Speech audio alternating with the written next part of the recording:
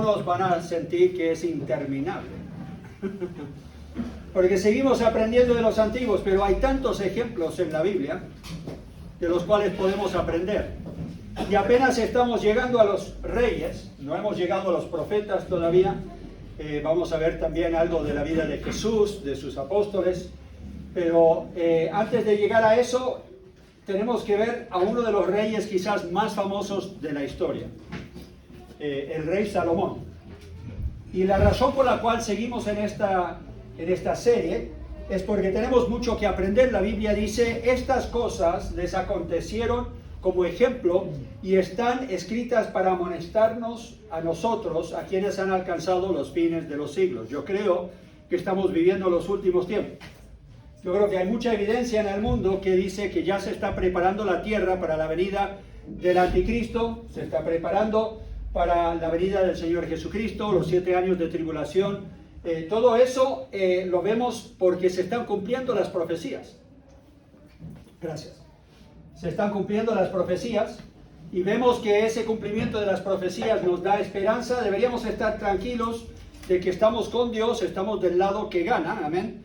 Y entonces sabemos que mientras estamos en este cuerpo y estamos en esta vida, deberíamos nosotros estar perfeccionándonos y preparándonos para esa venida del Señor, para que no nos alejemos de Él avergonzados. Entonces tenemos que estar pensando bíblicamente y no pensar de que estamos firmes si estamos a punto de caer. Eso es lo que nos dice este pasaje. Así que el que piensa estar firme, mire que no caiga. Y muchos de nosotros podríamos caer de la misma forma que cayó Salomón. Era sabio y tonto a la misma vez. Y es difícil de imaginar eso, cómo es posible. Él tenía tanto a su favor.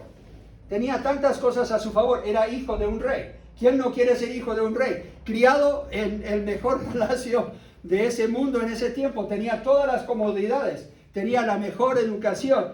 El papá le había dado conexiones políticas para que él no tuviera que hacer su pega solo. Él podía pedir de diferentes partes del mundo que le trajeran el oro, la plata, todo lo que necesitaba, no solamente para edificar mejor y más grande su palacio, pero especialmente la casa de Dios, que vino a ser algo que gente de todo el mundo iba para verlo, porque era tan magnífico el templo que él edificó a Dios.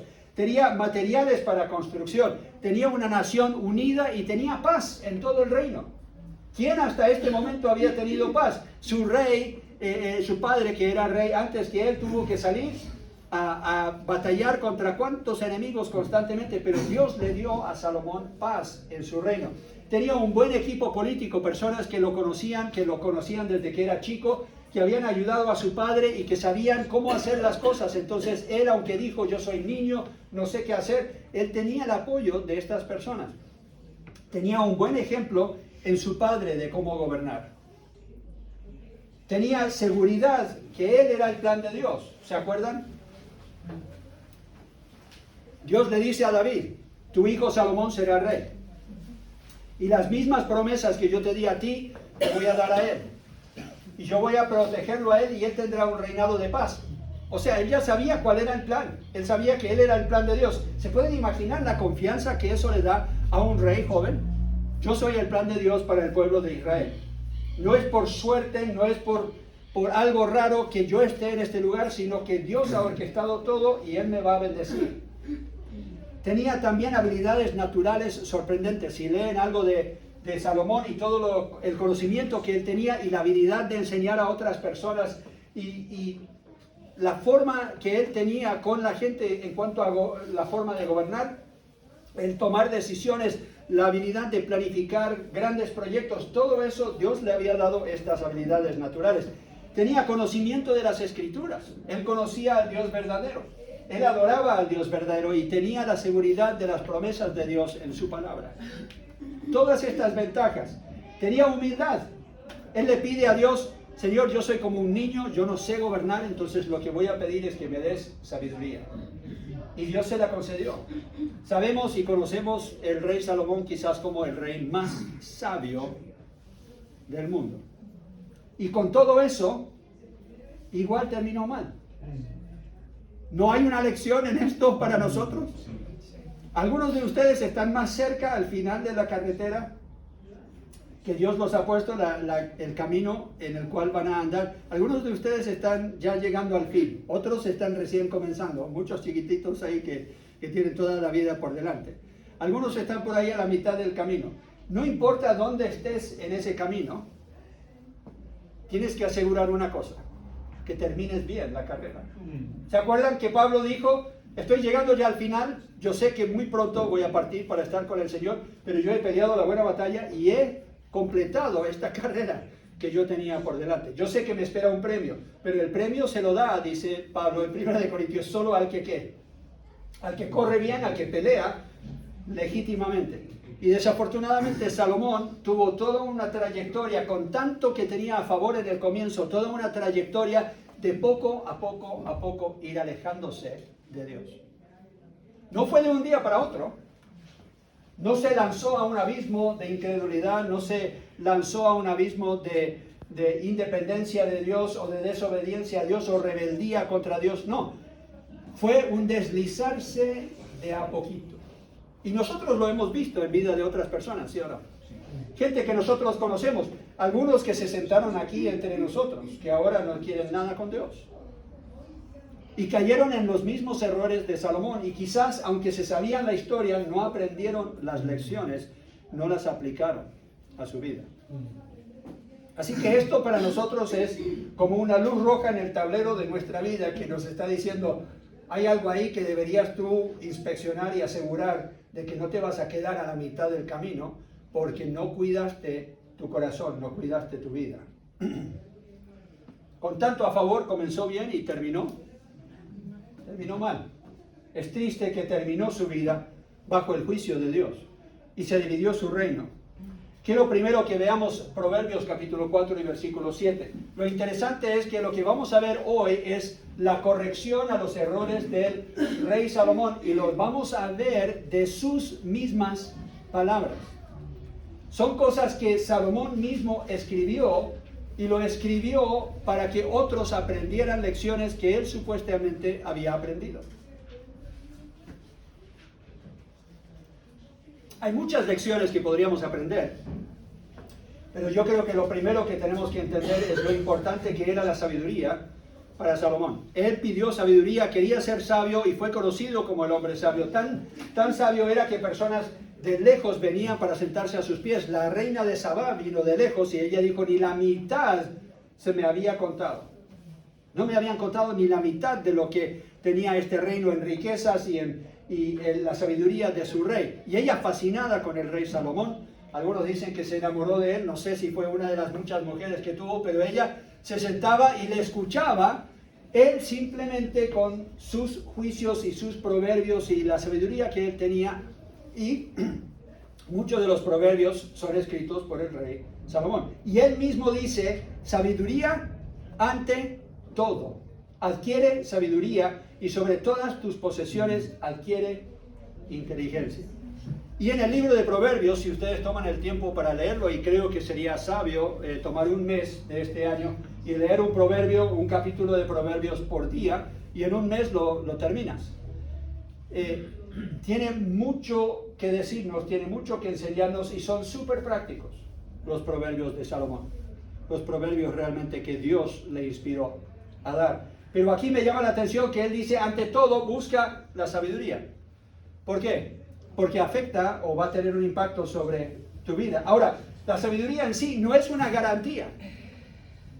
Tenemos que en humildad buscar la sabiduría como él la buscó y tenemos que saber que la sabiduría misma puede producir fama, puede producir reconocimiento. Puede haber gente que venga y diga, pero no, tienes que hablar con el hermano tal porque él se sabe Biblia y él siempre tiene respuesta y mira que es tremendo predicador o es tremendo maestro, o como que él saca de la palabra de Dios unas verdades que te dejan, yo no sé cómo lo hace y yo he conocido personas que decían eso de ellos.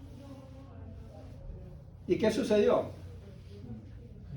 Se les creció el ego y comenzaron a actuar como si la sabiduría provenía de ellos mismos, olvidaron que Dios es la fuente de toda sabiduría, y su fama destruyó su humildad y perdieron el temor de Dios. ¿Cuál es el primer mandamiento? ¿Amarás al Señor tu Dios?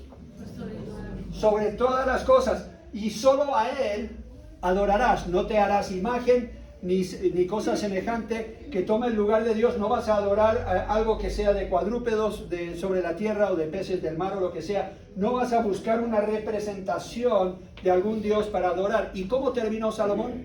Se dejó llevar por esas mujeres a dioses falsos. Terminó adorando imágenes. O sea, olvidó el primer mandamiento. Si no te recuerdas los 10, por lo menos no olvides el primero, ¿cierto?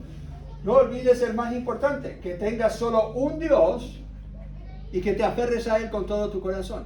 Todo lo que él había recibido provenía del único Dios verdadero y él abandonó a ese Dios para ir tras dioses falsos por el amor de una mujer. No voy a culpar a las mujeres hoy por si acaso. Pero hombres, tengan cuidado. Pide sabiduría de Dios y no olvides nunca que Él es la fuente de esa sabiduría. Santiago capítulo 1. Ustedes yo creo que se saben el pasaje, pero vamos a ir y leerlo igual. Santiago capítulo 1 y versículo 7. Dice, y si alguno de vosotros tiene falta de sabiduría, ¿hay alguien que le falta sabiduría? Yo creo que todos. Ok, entonces, ¿qué debemos hacer? Antes de acostarte esta noche, arrodíllate al lado de tu cama y haz esto. Dice, si alguno de vosotros tiene falta de sabiduría, pídale a Dios, el cual da a todos abundantemente y sin reproche, y le será dada. Gran promesa, ¿sí o no? Sí. Pero pida con fe, ten cuidado, no dudes. No dudando nada, porque el que duda es semejante a la onda del mar, que es arrastrada por el viento y echada de una parte a otra. No piense, pues, quien tal haga que recibirá cosa alguna del Señor. Si tú pides sabiduría y no la recibes, quizás es porque una de dos cosas: sigues confiando en tu propia sabiduría, o segundo, simplemente no le creíste a Dios cuando Él dijo, Él va a dar sin reproche. Así que le tienes que creer a Dios cuando se lo pides, y Él lo dará. Salomón pidió sabiduría y Dios se la concedió. Lo vemos en Primera de Reyes capítulo 3. Primera de Reyes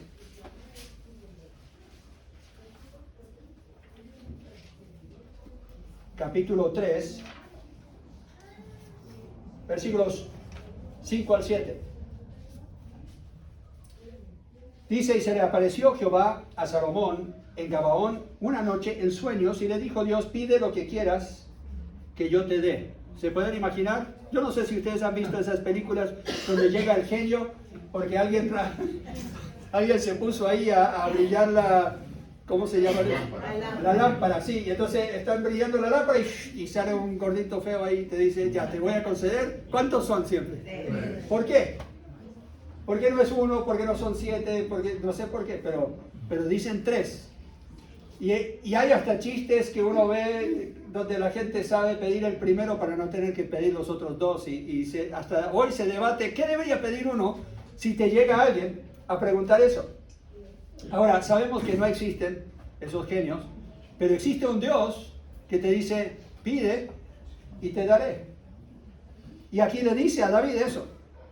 Se le apareció y dice, pide lo que quieras y te lo daré. Y Salomón dijo, tú hiciste gran misericordia a tu siervo David, mi padre, porque él anduvo delante de ti en verdad, en justicia y con rectitud de corazón para contigo, y tú le has reservado esta tu gran misericordia, en que le diste hijo que se sentase en su trono, como sucede en este día. Ahora pues, Jehová, Dios mío, tú me has puesto a mí, tu siervo, para rey en el lugar de David, mi padre, y yo soy joven, y no sé cómo entrar ni salir. Y tu siervo está en medio de tu pueblo, al cual tú escogiste, un pueblo grande que no se puede contar ni numerar por su multitud. Da pues a tu siervo corazón entendido para juzgar a tu pueblo y para discernir entre lo bueno y lo malo, porque ¿quién podrá gobernar tu pueblo tan grande? Y agradó delante del Señor que Salomón pidiese esto. Y entonces, porque él pidió bien, Dios le dijo, también te voy a dar riquezas y te voy a dar paz en tu reino, y un montón de otras cosas que Dios le da, y le concede también sabiduría. Pero se la concedió porque Salomón se la pidió en humildad, reconociendo sus limitaciones. Yo no sé de ti, pero yo he estado en situaciones en mi vida en que yo digo, Señor, yo no sé qué hacer. soy pastor de esta congregación y las cosas no van mal, no van bien, perdón, y no hay crecimiento o hay luchas y peleas y disensiones y contiendas entre los hermanos y yo no sé cómo manejar la situación, por favor dame sabiduría. Como padre he pedido sabiduría. No sabía cómo criar a mis hijos a veces porque llegaba una situación en que uno dice, ¿cómo lidiar con este chico tan rebelde? Y no sabía qué hacer. Entonces, sean tus hijos, sea tu trabajo, sea tu matrimonio, sea lo que sea, puedes pedir sabiduría de Dios. Él promete darla. La sabiduría es el conocimiento bien aplicado. Así de simple. La sabiduría va más allá del conocimiento. Yo no sé si ustedes han conocido gente súper dotada, intelectualmente muy matea, pero tan tonta. ¿Cierto? Tienen tanto conocimiento, pero no la saben aplicar a su vida. Y hay gente que son muy buenos con versículos de la Biblia. Han memorizado capítulos enteros, pero uno no ve que lo saben aplicar a su vida. ¿Qué les falta? Sabiduría. Tienen mucha inteligencia, tienen mucha capacidad, superdotados en su cerebro. Quizás pueden memorizar cosas fácilmente, pero de alguna forma no saben aplicarla a su vida. Hay como un cortocircuito entre la acción y el conocimiento. Pero lo que ayuda a que haya esa conexión es la sabiduría. Viene con discernimiento, viene con la habilidad de entender más allá de la superficie lo que está realmente sucediendo y cómo aplicar las verdades de Dios a la situación en la que estamos viviendo.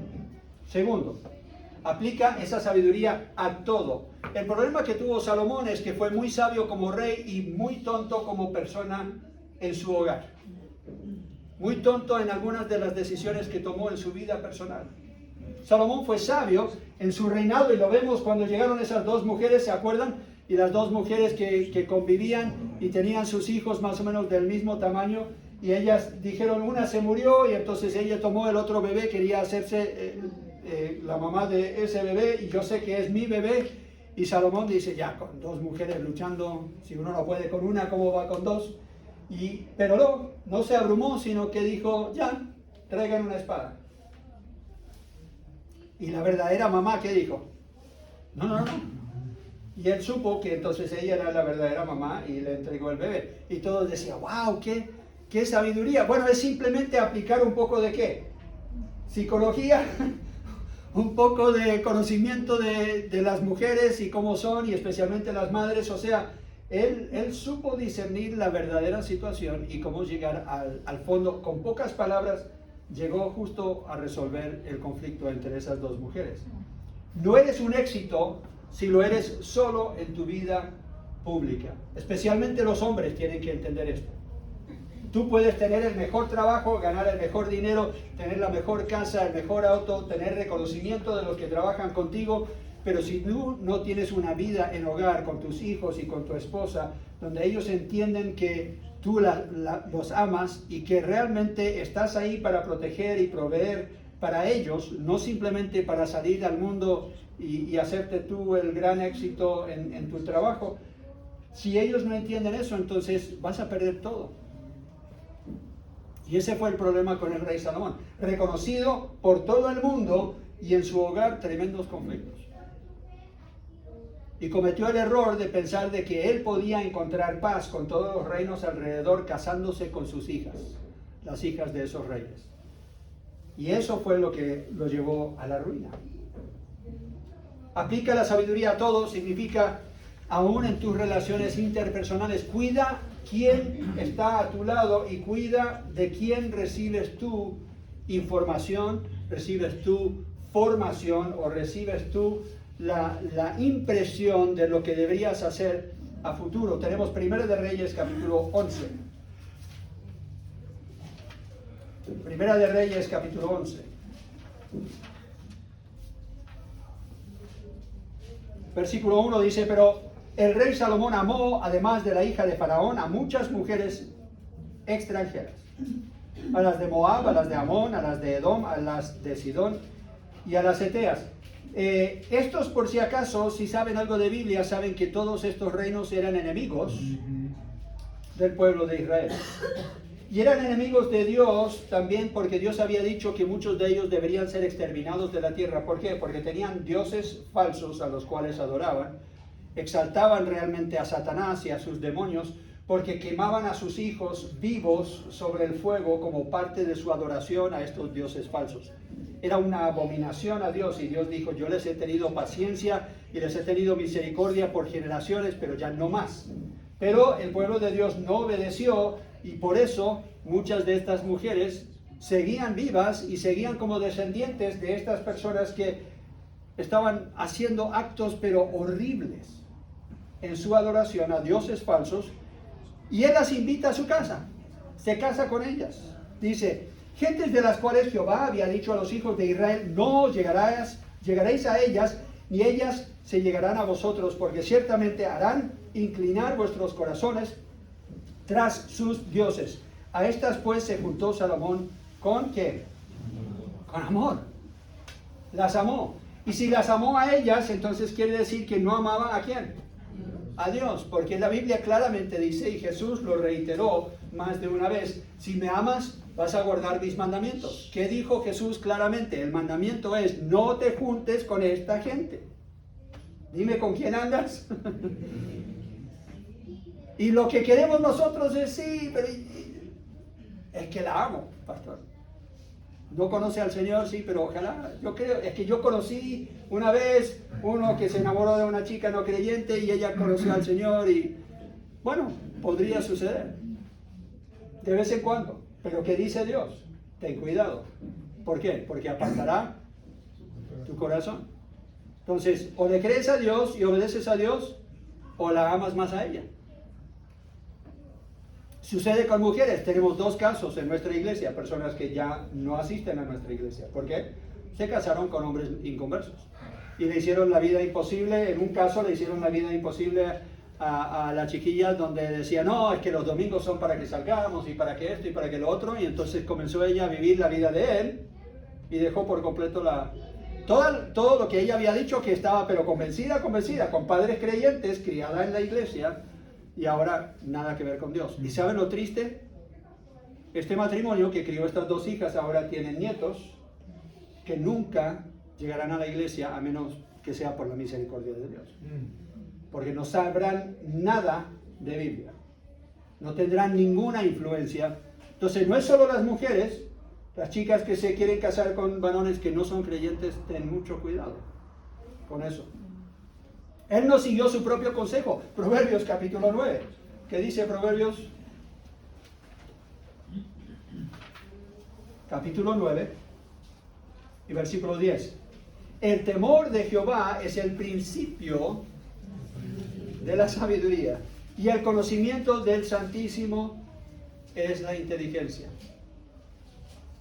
Salomón no tenía excusa. Él sabía las escrituras, él sabía que Dios había dicho: no te juntes con ellas, y él no se juntó con una, se juntó con 1000. Ahora aquí hay una lección también para nosotros padres. Lo que nosotros toleramos en nuestra vida, ese pecadito, nuestros hijos lo van a llevar al chancho. O sea, generalmente ellos exageran lo que nosotros permitimos. Somos un poco permisivos en algo y ellos lo van a llevar al extremo. Entonces, por eso tenemos que ser disciplinados nosotros. Pablo dice, como soldados, que hemos recibido un llamado de ser soldados de nuestro capitán de la salvación. Deberíamos nosotros no involucrarnos en las cosas de este mundo para agradar a aquel que nos llamó como soldado. Requiere la disciplina de soldado de decir: sí, no, yo podría ver esa película, o yo podría estar involucrado en ese club, o yo podría tener esas amistades, pero no conviene. Cuidado con tus sentimientos. Muchos son los que se han desviado del camino por un supuesto amor, que viene a ser más bien una emoción que no se puede controlar. ¿Por qué? Porque somos personas emocionales. Pero ¿qué tenemos que hacer nosotros? Tenemos que asegurar de que no es por pura emoción que tomamos decisiones. Llegará el día en que nos tenemos que mirar en el espejo y decir: sí, pero ella me conviene, él me conviene. ¿Realmente es la persona que me edifica, la persona con la cual Dios quiere que yo pase el resto de mi vida? Por eso el amor a Dios debe ser lo primero, porque si yo realmente amo a Dios, voy a buscar su voluntad, aún en mis relaciones amorosas. Ustedes ya conocen a mi esposa, conocen a Wendy, yo he dado ilustración muchas veces de la influencia que ella ha tenido en mi vida. Y en más de una ocasión, cuando yo he querido tirar la toalla en el ministerio, ella ha dicho, bueno, tú te puedes ir, pero yo te espero cuando vuelvas, porque yo sé que Dios me tiene aquí y Él no quiere que nos vayamos. Y era a veces la disciplina de ella y la fortaleza de ella que me ayudó a ver que lo que yo estaba pensando era una tontería. Gracias a Dios por la buena influencia de mujeres en nuestra vida. Pero Salomón no tuvo esa experiencia. Su padre amó a muchas mujeres y él dijo, ya, si mi papá tuvo media docena de mujeres, yo puedo tener 1000. Número 3, mantén tus prioridades. Las cosas de este mundo son un regalo de Dios, son para que nosotros los disfrutemos, pero no tenemos que dejar que ellas vengan al punto de poseernos. No permitas que tomen el lugar de Dios. ¿Qué dice Eclesiastés? Eclesiastés es muy interesante como libro, escrito también por Salomón, y él dice, todo es vanidad, todo de este mundo es vanidad. Yo he probado todo, y la verdad es que comparado con Dios, y sin Dios, no vale nada. Y es la conclusión a la cual él llega en Eclesiastés 12. Versículo 1 dice, acuérdate de tu Creador en los días de tu juventud, antes que vengan los días malos, y lleguen los años de los cuales digas, no tengo en ellos contentamiento. Cuando llegues ya a una vida de vejez, que no estés lamentando todas las malas decisiones que hayas tomado. Yo he aconsejado a más de un anciano o una anciana que está ya sola. Los hijos no les hablan, están en un hogar, simplemente ellos pagan para mantenerlos allá alejados para no tener que manejar lo que ellos están viviendo en el momento. Y se sienten completamente abandonados. Pero ellos mismos sembraron semillas en sus hijos que hicieron que ellos fueran egocéntricos y que no supieran amar y cuidar a sus padres. Ellos mismos sembraron esas semillas y no supieron criarlos con el cuidado de otros en mente. No los criaron con principios y preceptos bíblicos. Y llegan al final de su vida y dicen, y ya nadie quiere nada conmigo. Bueno, fuiste muy mala como suegra. O sea, trataste tan mal a los que se casaron con tus hijos y tus hijas que claro que no van a querer nada contigo. Entonces uno siembra y después cosecha más de lo que uno sembró y se pregunta, ¿cómo es posible esto? Toma las buenas decisiones ahora, sabiamente pensando que algún día vas a cosechar. No tomes la decisión más fácil, no tomes la decisión que te nace emocionalmente. Toma la decisión más difícil, en muchos casos, será la que mejor trae los resultados que estás buscando. No permitas que estas personas tomen el lugar de Dios. Asegura de que tú amas lo suficiente a Dios para cumplir lo que Él dice, en criar a tus hijos, en tus relaciones interpersonales con todos. Salomón probó todo.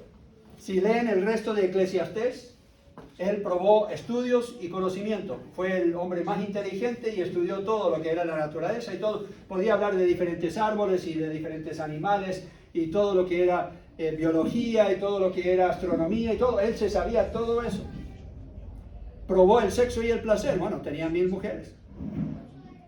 Proyectos y reconocimiento. Construyó cosas que gente de todo el mundo venía para verlos. Tenía poder y autoridad. Nadie cuestionó su poder y autoridad en su reino. No tuvo las dificultades que tuvo su padre David, con hijos que se querían apoderar de su reino. Riquezas y comodidad. Era uno de los hombres más ricos del planeta. No nos podemos imaginar las riquezas. Los talentos de oro que le llegaban todos los años a su reino es para nosotros casi incomprensible. Estamos hablando de multimillonario ingreso que ni siquiera nosotros nos podemos imaginar. No le faltó en absoluto nada. Lo que su corazón deseaba, dice en Eclesiastés, él simplemente lo buscó. Pero ¿qué dice 1 de Juan, capítulo 2? No améis al mundo, ni las cosas que están en el mundo. ¿Por qué? Si alguno ama al mundo, el amor del Padre no está en él. ¿Qué dijo Jesús? No puedes amar a las riquezas y a Dios a la misma vez. Es imposible. No puedes tener la relación con Dios que deberías tener y a la vez amar las cosas que Dios te ha dado. Porque todo lo que hay en el mundo, los deseos de la carne, los deseos de los ojos y la vanagloria de la vida, no provienen del Padre, sino del mundo. Y el mundo pasa y sus deseos, pero el que hace la voluntad de Dios permanece ¿para qué? Sí. Permanece para siempre. Estamos rodeados de cosas buenas, pero no deberían llegar a ser nuestro Dios.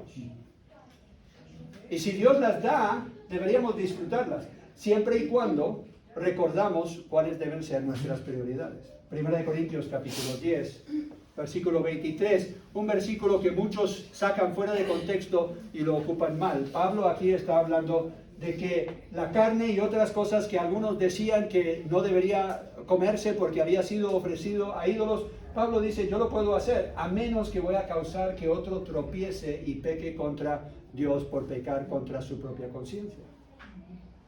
Él dice, todo me es lícito, pero no todo conviene. Todo me es lícito, pero no todo edifica. Y hoy día se habla mucho de mis derechos. Yo tengo derecho, yo lo puedo hacer y no me importa lo que tú piensas o lo que a ti te parece, pero como creyentes no podemos vivir de esa forma. Me debería importar lo que piensa otra persona. Debería, por amor, estar preocupado de no ofenderlos a ellos. Entonces deberíamos preguntarnos, sí, la Biblia dice que Jesús tomó vino, entonces yo puedo tomar vino, ya, no hay problema, pero conviene, edifica, es para tu bien, lo sabes regular. Pablo dice, yo no me voy a dejar dominar de ninguna de estas cosas. ¿Te domina? ¿Te controla?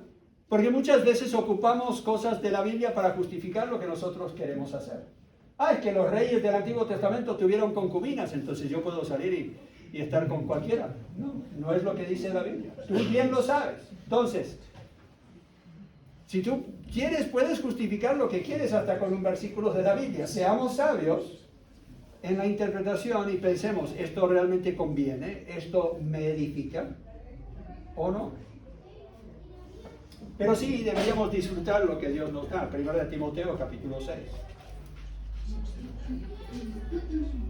Primera de Timoteo, capítulo 6.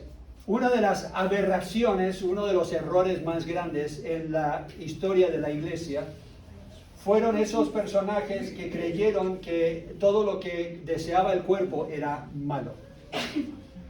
Entonces decidieron pasar el resto de su vida en celibato. Algunos se autocastraban porque pensaban que el sexo era algo terrible. Entonces, y que ellos deberían vivir tan lejos del mundo que ellos querían edificar sobre la punta de un cerro en algún lugar, un monasterio, y vivir allá completamente lejos del mundo y no tener ningún contacto con el mundo. Eso no es lo que Dios pide. ¿Cómo podían ellos ser sal y luz en ese lugar? Imposible. La Biblia dice que tenemos que estar en el mundo y podemos disfrutar de las cosas del mundo. Es más, no solamente Salomón, pero otros lo dicen, inspirados por Dios, dicen, disfruta de tu esposa, disfruta de tus hijos, disfruta de lo que sale de la tierra, come y bebe, disfruta de esta vida. Dios te ha dado esta abundancia para que tú lo disfrutes. Dios le quería dar a su pueblo una tierra que fluye leche y miel. No hay nada malo en tener las bendiciones de Dios, siempre y cuando recordamos que son de Dios y no vienen a poseernos a nosotros. Y lo que dice en 1 Timoteo capítulo 6, versículo 17. A los ricos de este siglo manda que no sean altivos, ni pongan la esperanza en las riquezas, las cuales son inciertas, sino en el Dios vivo, que nos da todas las cosas en abundancia. ¿Para qué? Para que las disfrutemos, que hagan bien, que sean ricos en buenas obras, dadivosos, generosos, atesorando para sí buen fundamento para lo porvenir, que echen mano, de la vida eterna. ¿Deben echar mano de qué? De la vida eterna, y deben recordar que lo que Dios ha dado es para que nosotros lo administremos bien. ¿Con qué fin? Para ser de bendición a los demás. los que están a nuestro alrededor. Entonces, a mí me llama la atención que dice, todas las cosas Dios las ha dado en abundancia para que las disfrutemos.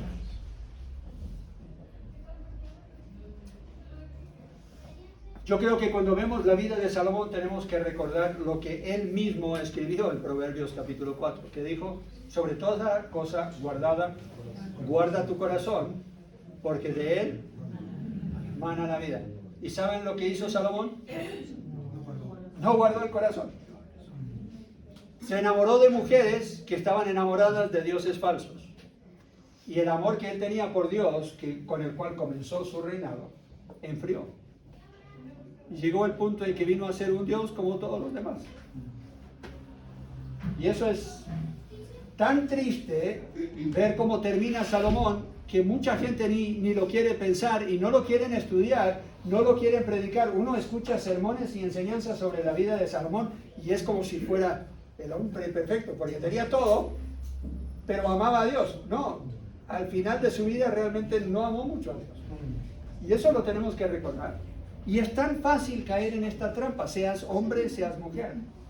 Tengas mucho o tengas poco. Porque el que no tiene mucho, ¿qué hace? Anhela más. Y a veces es más difícil para ellos. Pero Jesús dijo, difícil que un hombre rico sea salvo. ¿Por qué? Porque ya tomó el corazón, sus riquezas, y no tienen espacio en su corazón para Dios. No caigas en el mismo error de Salomón. Si comenzaste bien, termina bien la carrera que tienes por delante. Oremos.